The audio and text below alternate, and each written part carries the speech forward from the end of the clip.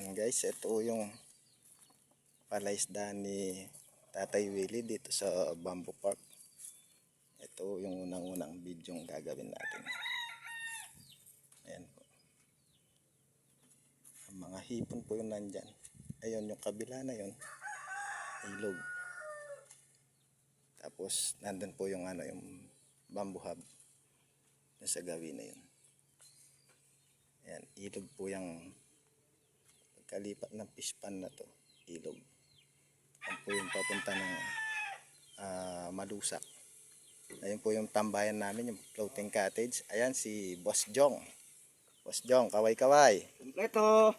Kompleto yung sasawan. Ayan yung service naming tricycle. Bangka yung nasa taas. Ayan guys.